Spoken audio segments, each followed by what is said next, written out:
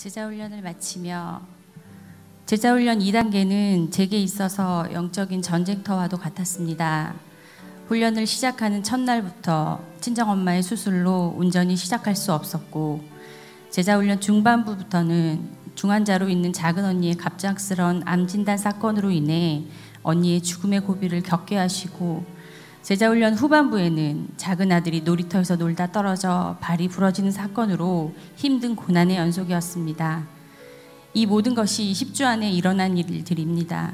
입원과 수술이 반복되어 병원에서 거의 살다시피 하는 날들이었습니다. 중간에 언니의 상황이 안 좋아져서 병원에서 마음의 준비를 하라고 하였을 때는 제자훈련을 포기하기로 맘먹고 주일에 가서 말씀드리기로 작정하였습니다. 그 주일 말씀이 인생 위기가 온다라는 말씀으로 목사님께서 설교하셨습니다.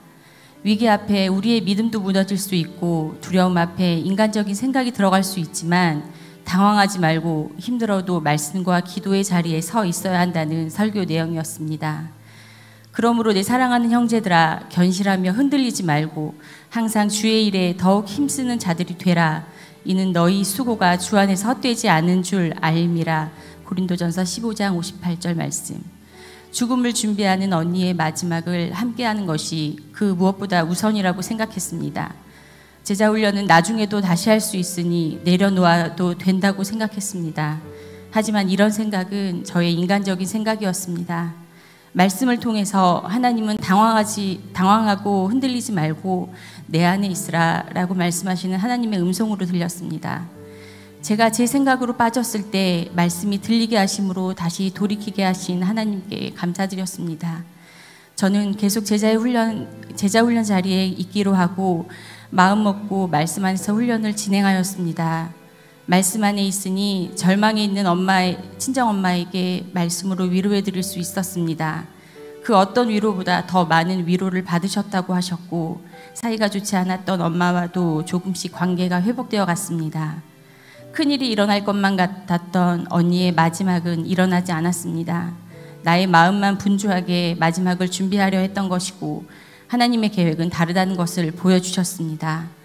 그렇게 정신없는 몇 주가 지나가고 제자훈련 후반부로 가면서 아들이 놀이터에서 놀다가 떨어져 발등이 부러지는 사고가 났습니다.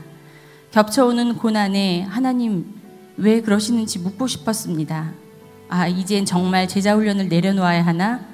라고 생각했을 때 마음속에 또다시 내 안에 있으라 라는 말씀이 들려왔고, 다시 말씀이 기억되며 제자훈련을 내려놓고 싶은 것은 고난 가운데 과제하기 힘들고 귀찮은 나의 게으름이라는 것이 깨달아졌습니다. 적어도 말씀의 자리를 떠나는 것은 사단의 뜻이지 하나님의 뜻은 아니겠구나 생각되었습니다. 그렇게 저는 제자훈련을 하나님의 은혜 가운데 잘 마칠 수 있었습니다. 세상의 생각으로는 벌을 받는 것으로 보일 수도 있을 것입니다. 어떻게 이렇게 몰아쳐서 고난이 올까? 저런 상황에서는 제자훈련을 내려놓아야지 생각할 수 있습니다. 예수를 믿어도 우리의 삶은 고난의 연속입니다.